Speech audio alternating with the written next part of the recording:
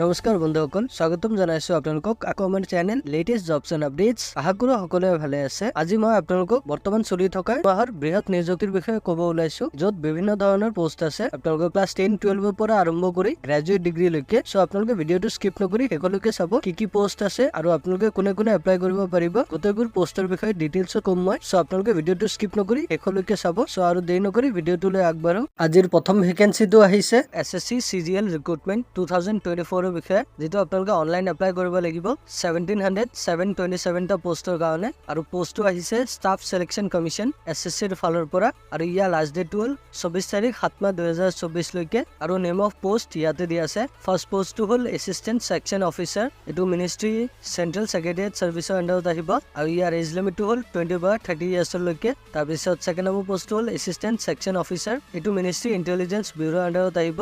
আৰু ইয়াৰ as limit 18 পৰা 30 years লৈকে। তাৰপিছত 3 নম্বৰ পোষ্টটো হ'ল এছিষ্টেণ্ট সেকশন অফিচাৰ, এটো মিনিষ্ট্ৰি ৰেলৱে আন্ডাৰত আহিব। আৰু ইয়াৰ এজ লিমিট হ'ল 20 পৰা 30 ইয়াৰ্ছ লৈকে। তাৰপিছত 4 নম্বৰ পোষ্টটো হ'ল এছিষ্টেণ্ট সেকশন অফিচাৰ, এটো এক্সটাৰ্নেল এফেয়াৰ্ছ মিনিষ্ট্ৰিৰ হয়। আৰু ইয়াৰ এজ লিমিট 20 পৰা 30 ইয়াৰ্ছ লৈকে। আৰু 5 নম্বৰ পোষ্টটো হ'ল এছিষ্টেণ্ট সেকশন অফিচাৰ, এটো মিনিষ্ট্ৰি AFHQ।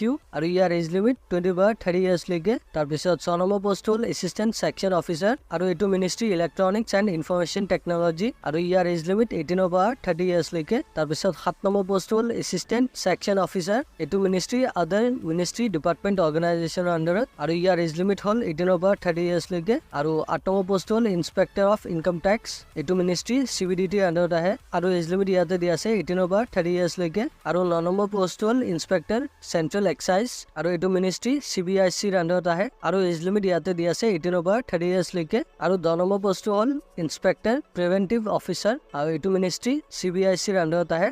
আৰু এজ লিমিট 18 পৰা 30 ইয়াৰ্ছ লৈকে। আৰু 11 নম্বৰ পোষ্ট হ'ল ইন্সপেক্টৰ এক্সামিনাৰ, আৰু এটো মিনিষ্ট্ৰি CBIC ৰ আন্ডাৰত আহে। আৰু এজ লিমিট ইয়াতে দিয়া আছে 18 পৰা 30 ইয়াৰ্ছ লৈকে। তাৰপিছত 12 নম্বৰ পোষ্ট হ'ল এছিষ্টেণ্ট এনফৰ্চমেণ্ট অফিচাৰ, এটো ministry directorate of enforcement department of ৰেভিনিউৰ আন্ডাৰত আহে। আৰু এজ লিমিট ইয়াতে দিয়া আছে 18 পৰা 30 ইয়াৰ্ছ লৈকে। তাৰপিছত 13 নম্বৰ পোষ্ট হ'ল সাব ইন্সপেক্টৰ, আৰু এটো মিনিষ্ট্ৰি চেন্ট্ৰেল ব্যুৰ অফ ইনভেষ্টিগেশ্যনৰ আন্ডাৰত আহে, মানে CBI। আৰু এজ লিমিট ইয়াতে দিয়া আছে 20 পৰা 30 ইয়াৰ্ছ লৈকে। তাৰপিছত 14 নম্বৰ পোষ্ট হ'ল ইন্সপেক্টৰ পোষ্ট, এটো মিনিষ্ট্ৰি ডিপাৰ্টমেণ্ট অফ পোষ্টৰ আন্ডাৰত। আৰু এজ লিমিট ইয়াতে দিয়া আছে 18 পৰা 30 ইয়াৰ্ছ লৈকে। তাৰপিছত 15 নম্বৰ পোষ্ট হ'ল inspector post ministry central bureau of narcotics, ministry of finance. আৰু ইয়াৰ এজ লিমিট 18 পৰা 30 ইয়াৰ্ছ লৈকে। তাৰপিছত 16 নম্বৰ পোষ্ট হ'ল এছিষ্টেণ্ট সেকশন অফিচাৰ, আৰু এটো মিনিষ্ট্ৰি আদাৰ মিনিষ্ট্ৰি এণ্ড ডিপাৰ্টমেণ্ট অৰ্গেনাইজেশ্যনৰ আন্ডাৰত আহে। আৰু এজ লিমিট ইয়াতে দিয়া আছে 18 পৰা 30 ইয়াৰ্ছ লৈকে। আৰু 17 নম্বৰ পোষ্ট হ'ল এক্সিকিউটিভ এছিষ্টেণ্ট, এটো মিনিষ্ট্ৰি CBIC ৰ আন্ডাৰত আহে। আৰু এজ লিমিট ইয়াতে দিয়া আছে 18 পৰা 30 ইয়াৰ্ছ লৈকে। তাৰপিছত 18 নম্বৰ পোষ্ট হ'ল ৰিচাৰ্চ এছিষ্টেণ্ট, এটো ministry national human rights commission, মানে NHRC ৰ পৰা আহে। আৰু এজ লিমিট দিয়া আছে ইয়াতে 18 পৰা 30 ইয়াৰ্ছ লৈকে। তাৰপিছত 19 নম্বৰ পোষ্ট হ'ল ডিভিজনেল একাউণ্টেণ্ট, এটো মিনিষ্ট্ৰি অফিচেছ আণ্ডাৰ CNAG ৰ পৰা আহিছে। আৰু এজ লিমিট ইয়াতে দিয়া আছে 18 পৰা 30 ইয়াৰ্ছ লৈকে। তাৰপিছত 20 নম্বৰ পোষ্ট হ'ল সাব ইন্সপেক্টৰ, এটো মিনিষ্ট্ৰি নেশ্যনেল ইনভেষ্টিগেশ্যন এজেঞ্চি, মানে NIA ৰ ফালৰ পৰা আহিছে। আৰু এজ লিমিট ইয়াতে দিয়া আছে 18 পৰা 30 ইয়াৰ্ছ লৈকে। তাৰপিছত 21 নম্বৰ পোষ্ট হ'ল sub inspector junior intelligence officer, এটো মিনিষ্ট্ৰি নাৰ্কটিক্স কণ্ট্ৰল ব্যুৰ, মানে MAC ৰ পৰা আহিছে। আৰু এজ লিমিট ইয়াতে দিয়া আছে 18 পৰা 30 ইয়াৰ্ছ লৈকে। তাৰপিছত 22 নম্বৰ পোষ্টটো হ'ল জুনিয়ৰ ষ্টেটিষ্টিকেল অফিচাৰ JSO, আৰু এটো ministry MS statistics and programme ইমপ্লিমেণ্টেশ্যনৰ পৰা আহিছে। আৰু এজ লিমিট ইয়াতে দিয়া আছে 18 পৰা 32 ইয়াৰ্ছ লৈকে। তাৰপিছত 23 নম্বৰ পোষ্ট হ'ল অডিটাৰ, য'ত মিনিষ্ট্ৰি অফ অফিচেছ আণ্ডাৰ CNAG ৰ পৰা। আৰু এজ লিমিট দিয়া আছে ইয়াতে 18 পৰা 27 ইয়াৰ্ছ লৈকে। তাৰপিছত 24 নম্বৰ পোষ্টটো হ'ল অডিটাৰৰ কাৰণে, এটো মিনিষ্ট্ৰি আদাৰ মিনিষ্ট্ৰিৰ পৰা আহিছে। আৰু এজ লিমিট 18 পৰা 27 ইয়াৰ্ছ লৈকে। 25 নম্বৰো অডিটাৰ, এটো আপোনাৰ অফিচাৰ আণ্ডাৰ CGDA ৰ পৰা আহিছে। আৰু ইয়াৰ এজ লিমিটটো 18 পৰা 27 লৈকে। তাৰপিছত 26 নম্বৰ পোষ্ট হ'ল একাউণ্টেণ্ট, এটো মিনিষ্ট্ৰি অফিচেছ আণ্ডাৰ CNAG ৰ পৰা আহিছে। আৰু ইয়াৰ এজ লিমিট 18 পৰা 27 লৈকে। তাৰপিছত 27 নম্বৰ পোষ্ট হ'ল একাউণ্টেণ্ট, এটো মিনিষ্ট্ৰি কণ্ট্ৰলাৰ জেনেৰেল একাউণ্টছ পৰা আহিছে। আৰু এজ লিমিট 18 পৰা 27 লৈকে। আৰু 28 নম্বৰ পোষ্ট হ'ল একাউণ্টেণ্ট জুনিয়ৰ একাউণ্টেণ্ট, এটো আদাৰ মিনিষ্ট্ৰিৰ ফালৰ পৰা আহিছে। আৰু এজ লিমিট দিয়া আছে 18 পৰা 27 ইয়াৰ্ছ লৈকে। আৰু 29 নম্বৰ পোষ্ট হ'ল পোষ্টেল এছিষ্টেণ্ট শ্বৰ্টিং এছিষ্টেণ্ট, এটো মিনিষ্ট্ৰি ডিপাৰ্টমেণ্ট অফ পোষ্টৰ পৰা আহিছে আৰু এজ লিমিট দিয়া আছে 18 পৰা 27 ইয়াৰ্ছ লৈকে। তাৰপিছত 30 নম্বৰ পোষ্ট হ'ল senior secretariat assistant upper division clerk, এইটো ministry central government office ministry of other than CSCS cadres পৰা আহিছে আৰু এজ লিমিট 18 পৰা 27 ইয়াৰ্ছ লৈকে। তাৰপিছত 31 নম্বৰ পোষ্ট হ'ল চিনিয়ৰ এডমিনিষ্ট্ৰেটিভ এছিষ্টেণ্ট, এইটো ministry of military engineering services মানে মিনিষ্ট্ৰী অফ ডিফেন্সৰ পৰা আহিছে আৰু ইয়াৰ এজ লিমিট 18 পৰা 27 ইয়াৰ্ছ লৈকে। তাৰপিছত 32 নম্বৰ পোষ্ট হ'ল টেক্স এছিষ্টেণ্ট, এইটো মিনিষ্ট্ৰী অফ CBDTৰ পৰা আহিছে আৰু ইয়াৰ এজ লিমিট হ'ল 18 পৰা 27 ইয়াৰ্ছ লৈকে। আৰু 33 নম্বৰ পোষ্টটো হ'ল টেক্স এছিষ্টেণ্টৰে, এইটো আপোনাৰ মিনিষ্ট্ৰী অফ চিভিকৰ পৰা আহিছে আৰু ইয়াৰ এজ লিমিট 18 পৰা 27 ইয়াৰ্ছ লৈকে। তাৰপিছত 34 নম্বৰ পোষ্ট হ'ল চাব ইন্সপেক্টৰ, এইটো আপোনাৰ চেন্ট্ৰেল ব্যুৰ অফ নাৰ্কটিক্সৰ পৰা আহিছে আৰু ইয়াৰ এজ লিমিট 18 পৰা 27 লৈকে। আৰু নম্বৰ পোষ্ট আপোনালোকক যেনেকে ক'লোৱে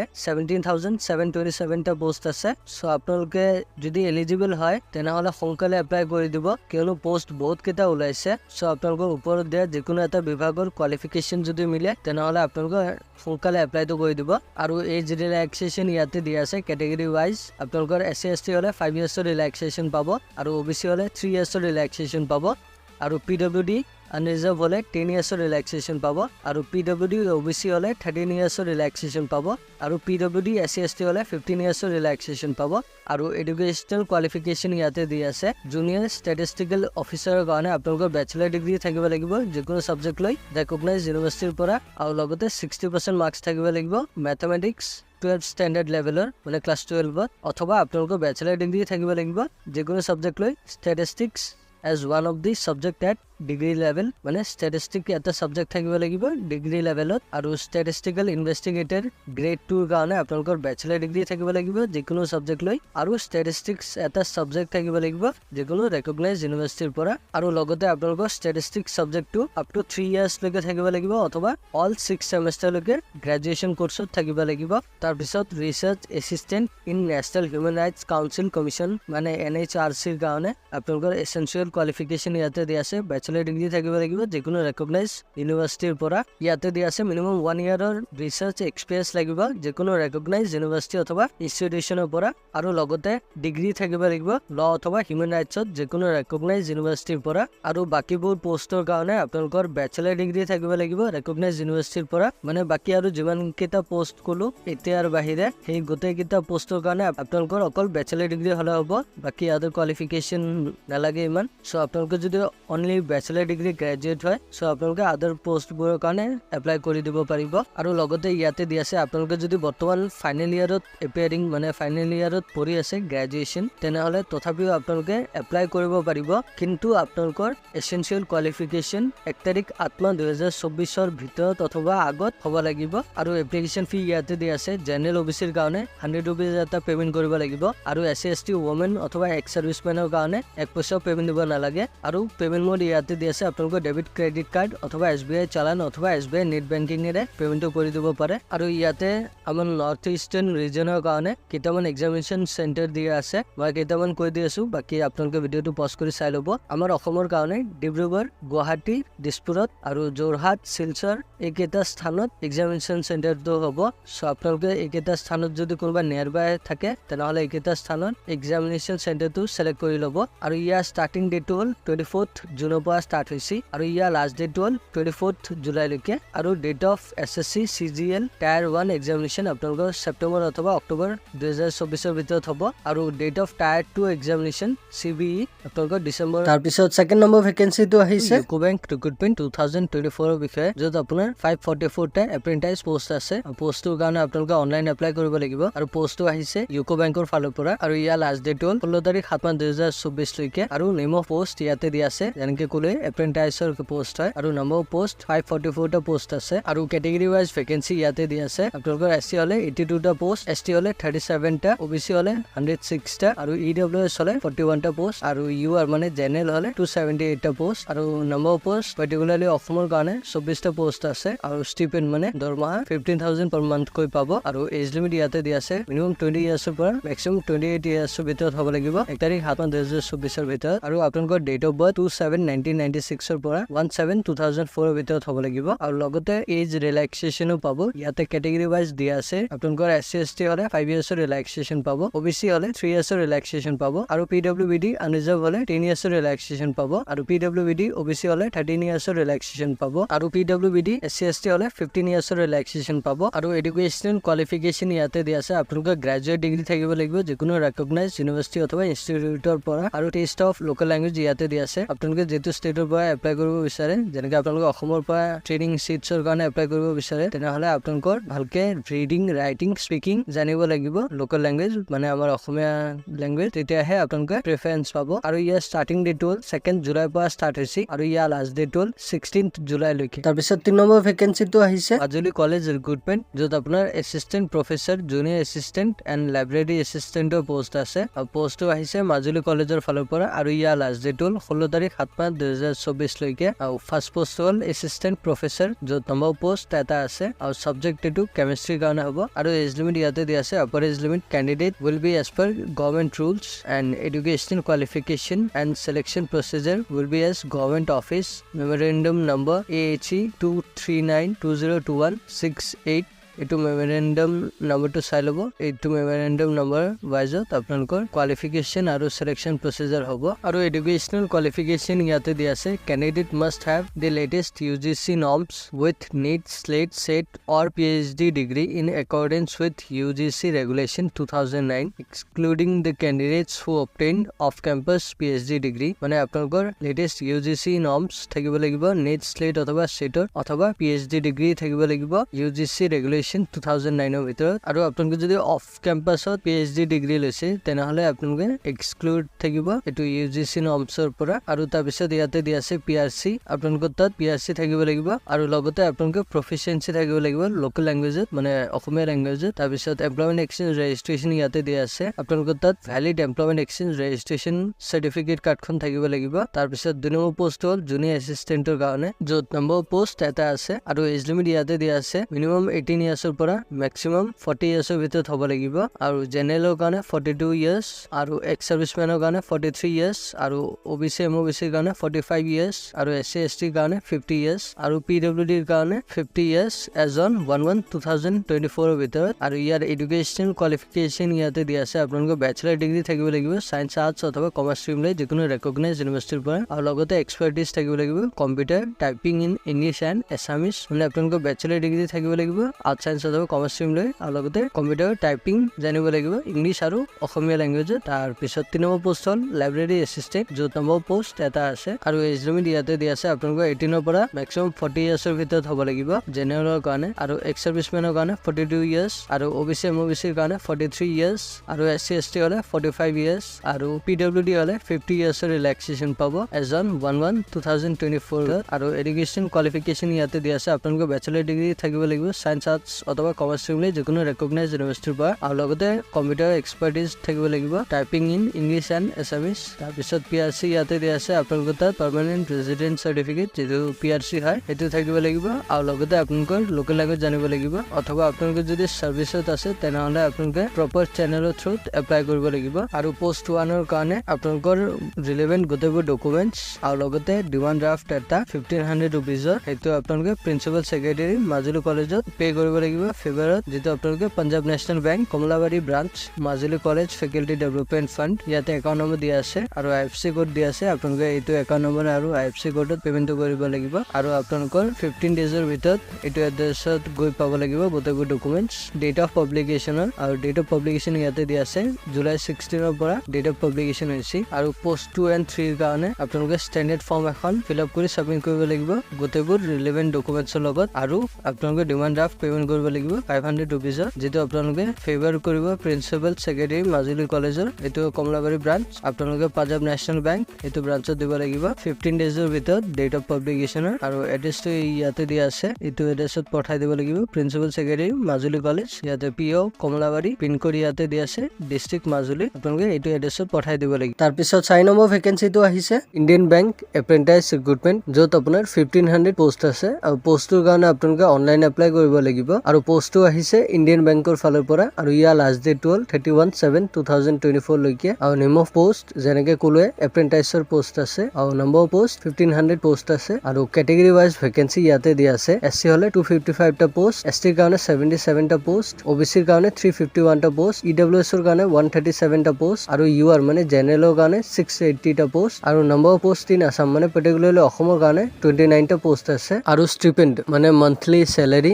যদি আপোনালোকৰ মেট্ৰো অথবা আৰবান ব্ৰাঞ্চত পৰে তেনেহলে 15000 পাৰ মান্থ কৈ পাব অথবা ৰুৰেল সেমি আৰবান ব্ৰাঞ্চত পৰিলে 12000 পাৰ মান্থ কৈ পাব আৰু এজ লিমিট ইয়াতে দিয়া আছে মিনিমাম 20 ইয়াৰ্ছৰ পৰা মেক্সিমাম 28 ইয়াৰ্ছৰ ভিতৰত হ'ব লাগিব এজন কাট অফ ডেট আৰু লগতে এজ ৰিলেক্সেশন পাব কেটেগৰী ৱাইজ ৰিলেক্সেশন ইয়াতে দিয়া আছে এসসি এসটি কাৰণে 5 ইয়াৰ্ছৰ ৰিলেক্সেশন আছে আৰু ওবিসি কাৰণে 3 ইয়াৰ্ছৰ ৰিলেক্সেশন আছে আৰু পিডব্লিউডি হলে 10 ইয়াৰ্ছৰ ৰিলেক্সেশন পাব আৰু এডুকেশনাল কোৱালিফিকেশন ইয়াতে দিয়া আছে আপোনালোকে গ্ৰেজুৱেট ডিগ্ৰী পাছ হ'ব লাগিব যিকোনো ৰেকগনাইজ ইউনিভাৰ্চিটি অথবা ইনষ্টিটিউটৰ পৰা আৰু এপ্লিকেশন ফি ইয়াতে দিয়া আছে কেটেগৰী ৱাইজ আপোনালোকৰ জেনেৰেল অথবা ওবিসি ইডব্লিউএছ হলে 500 रुपीस এটা পেমেন্ট কৰিব লাগিব আৰু এসসি এসটি পিডব্লিউডি হলে 21 পেমেন্ট কৰিব নালাগে সো বন্ধুসকল আপোনালোকে যদি এপ্ৰেন্টিছশ্বিপ পোষ্টৰ কাৰণে এপ্লাই কৰিব বিচাৰে এইটো পোষ্টৰ কাৰণে তেনেহলে আপোনালোকে ৰেজিষ্টাৰ থাকিব লাগিব এপ্ৰেন্টিছশ্বিপ পোৰ্টেলত যেটো ইয়াতে ওয়েবসাইটটো দিয়া আছে আপোনালোকে এইটো ওয়েবসাইটত আগত ৰেজিষ্ট্ৰেচনটো কৰি লব তাৰ পিছতহে আপোনালোকে এপ্লাই কৰিব পাৰিব এপ্ৰেন্টিছশ্বিপ পোষ্টৰ কাৰণে এইটো বেংকত আৰু আপোনালোকৰ 100% কমপ্লিট প্ৰফাইল হ'ব লাগিব তেতিয়াহে আপোনালোকে এপ্ৰেন্টিছশ্বিপ পোৰ্টেলত এলিজিবল হ'ব এপ্লাই কৰিবলৈ এপ্ৰেন্টিছশ্বিপ পোষ্টৰ কাৰণে সো আপোনালোকে এপ্লাই কৰাৰ আগতে ৰেজিষ্ট্ৰেচনটো কৰি লব তাৰ পিছতহে এপ্লাই কৰিব আৰু আপোনালোকে ইন্টাৰেষ্টেড এণ্ড এলিজিবল ক্যান্ডিডেটস হলে আপোনালোকে এপ্লাই কৰিব লাগিব অনলাইন এই ভেকেন্সিটোৰ কাৰণে অনলাইন মোডত গৈ আপোনালোকে অফিচিয়েল ওয়েবসাইটটো ভিজিট কৰি যেটো ইণ্ডিয়ান বেংক ৰিক্ৰুটমেন্ট পোৰ্টেল তাতে আপোনালোকে এপ্লাইটো কৰি দিব লাগিব আৰু ইয়াৰ ষ্টাৰ্টিং ডেটটো হ'ল 10th জুলাইৰ পৰা ষ্টাৰ্ট হৈছে আৰু ইয়াৰ লাষ্ট ডেটটো হ'ল 31st জুলাই লৈকে তাৰ পিছত 5 নম্বৰ ভেকেন্সিটো আহিছে এসএসসি এমটিএস ৰিক্ৰুটমেন্ট 2024 ৰ বিষয়ে যত আপোনাৰ 8326 টা এমটিএস এণ্ড হবলদাৰ ভেকেন্সি আছে আৰু পোষ্টটো আপোনালোকে অনলাইন এপ্লাই কৰিব লাগিব আৰু পোষ্টটো আহিছে ষ্টাফ সিলেকশন কমিশন মানে এসএসসি ৰ ফালৰ পৰা আৰু ইয়াৰ লাষ্ট ডেটটো হ'ল 31/7/2024 লৈকে আৰু নেম অফ এক্সাম ইয়াতে দিয়া আছে multitasking non technical staff and হবলদাৰ সিভিক এণ্ড সিবিএন এক্সামিনেশন 2024 আৰু নম্বৰ পোষ্ট যেনেকে ক'লোৱে 8326 টা পোষ্ট আছে ইয়াতে এমটিএস ৰ কাৰণে 4887 টা পোষ্ট আছে আৰু হাবলদাৰৰ কাৰণে 3439 টা পোষ্ট আছে আৰু পে স্কেল ইয়াতে দিয়া আছে 18000 ৰ পৰা আৰম্ভ কৰি 56900 লৈকে আপোনালোকে লেভেল 1 পাব এজ পাৰ 7 CPC পে মেট্ৰিক্সৰ আৰু নেশনালিটি ইয়াতে দিয়া আছে আপোনালোকে ভাৰতীয় নাগৰিক হ'ব লাগিব আৰু এজ লিমিট ইয়াতে দিয়া আছে আপোনালোকে ভেৰিয়াছ যিবোৰ পোষ্টৰ কাৰণে ৰিক্ৰুটমেন্ট এপ্লাই কৰিব ভেৰিয়াছ পোষ্ট ৱাইজ ডিপাৰ্টমেন্ট ইয়াতে দিয়া আছে আপোনালোকে 18 ৰ পৰা 25 ইয়াৰ্ছৰ ভিতৰত হ'ব লাগিব আৰু আপোনালোকৰ ডেট অফ বাৰ্থ 28/1999 ৰ পৰা ষ্টাৰ্ট কৰি 18/2006 ৰ ভিতৰত হ'ব লাগিব যদিহে আপোনালোকে এমটিএস ৰ পোষ্টৰ কাৰণে এপ্লাই কৰিব বিচাৰে আৰু আপোনালোকৰ ডেট অফ বাৰ্থ 28/1997 ৰ পৰা 18/2006 ৰ ভিতৰত হ'ব লাগিব যদিহে আপোনালোকে হাবলদাৰ সিভিক এণ্ড সিভিএন পোষ্টৰ কাৰণে এপ্লাই কৰিব বিচাৰে ডিপাৰ্টমেন্ট অফ ৰেভিনিউ আৰু কিছুমান এমটিএস পোষ্টৰ কাৰণে এটো মান্য হ'ব সো আপোনালোকে সেই ৱাইজ চাই ল'ব আৰু লগতে আপোনালোকে এজ ৰিলেক্সেশনো পাব ইয়াতে কেটেগৰী ৱাইজ দিয়া আছে যদি আপোনালোকে এসসি এসটি হয় তেনেহলে 5 ইয়াৰ্ছৰ ৰিলেক্সেশন পাব আৰু ওবিসি হলে 3 ইয়াৰ্ছৰ ৰিলেক্সেশন পাব আৰু পিডব্লিউডি আনৰিজাৰ্ভ হলে 10 ইয়াৰ্ছৰ ৰিলেক্সেশন পাব আৰু পিডব্লিউডি ওবিসি হলে 13 ইয়াৰ্ছৰ ৰিলেক্সেশন পাব আৰু পিডব্লিউডি এসসি এসটি হলে 15 ইয়াৰ্ছৰ ৰিলেক্সেশন পাব আৰু এক্স সাৰ্ভিসমেন মানে ইএসএম হলে 3 ইয়াৰ্ছৰ ৰিলেক্সেশন পাব আৰু এডুকেশনাল কোৱালিফিকেশন দিয়া আছে ইয়াতে আপোনালোকে মিনিমাম মেট্ৰিকুলেশ্যন পাছ হ'ব লাগিব যিকোনো ৰেকগনাইজ বৰ্ডৰ পৰা আৰু এপ্লিকেশন ফি ইয়াতে দিয়া আছে আপোনালোকৰ এসসি এসটি পিডব্লিউডি ইএসএম আৰু ওমেন হলে 1 পইচাও পেমেন্ট দিব নালাগে আৰু যদি আপোনালোকে ইউআৰ মানে জেনেৰেল আৰু ওবিসি হয় তেনেহলে 100 रुपीस এটা পেমেন্ট কৰিব লাগিব আৰু পেমেন্ট মোড ইয়াতে দিয়া আছে আপোনালোকে ভীম ইউপিআই নেট বেংকিং অথবা ভিসা মাষ্টাৰ কাৰ্ড মেষ্ট্ৰ ৰুপে ক্ৰেডিট ডেবিট কাৰ্ড অথবা আপোনালোকে এসবিআই বেংকত গৈ এসবিআই চালান দিও পেমেন্ট কৰি দিব পাৰে আৰু আপোনালোকে এক্সামিনেশন সেন্টাৰ চুজ কৰিব লাগিব যেটো আপোনালোকে online application form fill up কৰাৰ টাইমত তাতে সিলেক্ট কৰিব লাগিব আপোনাৰ নিয়াৰ বাই যেটো সেন্টাৰ হয় আপোনালোকে হেতু সেন্টাৰ সিলেক্ট কৰি হেতু সেন্টাৰত আপোনালোকৰ এক্সাম দিব যাব লাগিব ইয়াতে নৰ্থ ইষ্টাৰ্ণ ৰিজনৰ কাৰণে কেইটামান এক্সামিনেশন সেন্টাৰ দিয়া আছে আমাৰ ডিব্ৰুগড় ইয়াতে দিয়া আছে আৰু ইয়াৰ কোডটো ইয়াতে দিয়া আছে আপোনালোকে চাই ল'ব লগতে গুৱাহাটীৰ দিছপুৰ ইয়াতে কোড দিয়া আছে আৰু যোৰহাটৰ দিয়া আছে তাৰ পিছত শিলচৰৰ দিয়া আছে আৰু লগতে তেজপুৰৰ দিয়া আছে সো আপোনালোকে এইকেইটা স্থানত ওচৰত যদি হয় তেনেহলে আপোনালোকে এইকেইটা স্থানত সিলেক্ট কৰি ল'ব পাৰে আৰু ইয়াৰ ষ্টাৰ্টিং ডেটটো হ'ল 27 জুনৰ পৰা ষ্টাৰ্ট হৈছে আৰু ইয়াৰ লাষ্ট ডেট হ'ল 31 জুলাই লৈকে আৰু ডেট অফ এমটিএস এক্সামিনেশন আপোনালোকৰ অক্টোবৰ অথবা নৱেম্বৰত এমটিএস ৰ এক্সামটো লোৱা হ'ব সো আপোনালোকে এক্সামটো ভালকে পঢ়ি কেনে দিব সো বন্ধুসকল ভিডিওটো যদি হেল্পফুল পাইছে তেনেহলে লাইক এটা কৰি দিব দিব আৰু আপোনালোকে যদি আমাৰ চেনেলটো প্ৰথমবাৰ আহিছে তেনেহলে প্লিজ আমাৰ চেনেলটো সাবস্ক্ৰাইব কৰি বেল আইকনটো প্ৰেছ কৰি দিব আৰু আপোনালোকৰ বন্ধু বান্ধৱীৰ হাতৰ লগতো শ্বেয়াৰ কৰি দিব। সো আজিলৈ ইয়াতে সামৰিলো, ধন্যবাদ।